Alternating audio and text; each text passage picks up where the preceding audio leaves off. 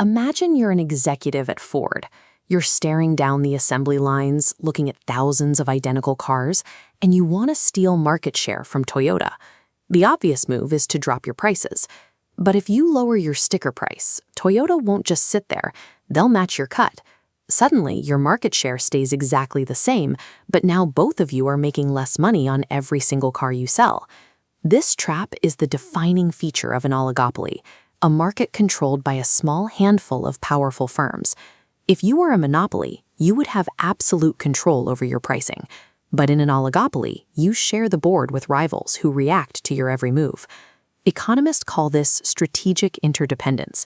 It means it's mathematically impossible to calculate your optimal business decision without predicting the reactions of a competitor who is simultaneously trying to predict you.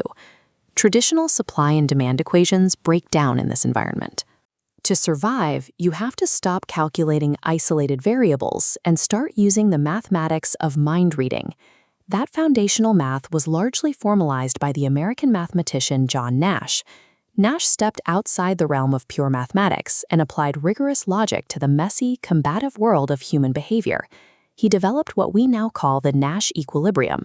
This is a specific state of play where no competitor has any incentive to change their current strategy, assuming their rival's strategy stays locked in place. By assuming your rival's behavior is fixed for a given moment, Nash's framework pauses the infinite loop of retaliations. It takes an unpredictable corporate war and freezes it into a solvable equation. This insight proved so valuable to the understanding of market dynamics that it eventually earned Nash the Nobel Memorial Prize, cementing game theory as a pillar of modern economics. With a Nash equilibrium, a firm can map out the exact mathematical outcome of a multi-billion-dollar standoff before a single product ever leaves the factory floor. To see this in practice, we look back to a 19th-century French mathematician named Augustin Cournot. He built one of the earliest models of market competition. The Cournot model strips away price tags completely.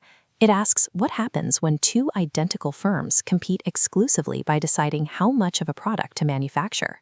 This animation shows how firms calculate their factory output. We start with a reaction function. Firm 1 assumes Firm 2's production is fixed at a certain level. Based on that single assumption, Firm 1 calculates the exact manufacturing volume that maximizes its own profit. But Firm 2 is run by rational executives too. They apply the exact same math in reverse, continuously adjusting their own factory output based on what Firm 1 is doing. Eventually, these two reaction functions intersect. Both factories lock into a balance where neither side can increase profits by changing their production volume. That intersection is a Nash equilibrium.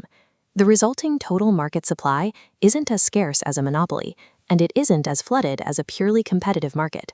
It lands perfectly in the middle, securing stable, moderate profits for both sides. A few decades later, another French mathematician, Joseph Bertrand, proposed a counter-theory. He asked what happens to that stable equilibrium if firms compete by setting the consumer price instead of factory output. This chart illustrates the trap of price competition. If Firm A sets a baseline price of $20, Firm B will immediately undercut them.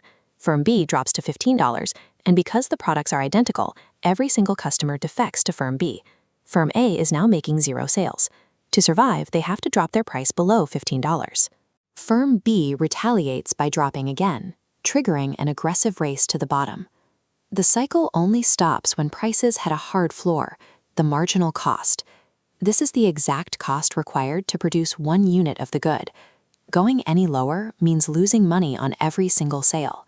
By competing strictly on price, an oligopoly behaves exactly like a hyper-competitive market. The firms wipe out their own margins, and all economic profit is completely annihilated. Real-world executives know the math of the Bertrand model, which is exactly why they go out of their way to avoid it. Think about two gas stations sitting on opposite corners of the same intersection. They rarely engage in a relentless, mutually destructive price war. Instead, they mirror each other's prices, keeping them just high enough above wholesale costs to turn a collective profit. On a macroeconomic scale, this logic dictates international trade. The Organization of the Petroleum Exporting Countries, or OPEC, relies directly on the principles of the Cournot model.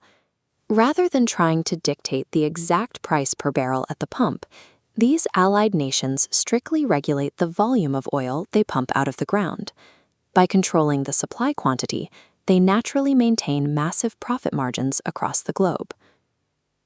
True strategic dominance, whether at a corner store or in a geopolitical standoff, doesn't come from acting in isolation. It comes from doing the math, locking in an equilibrium, and seeing the board exactly as your opponent does.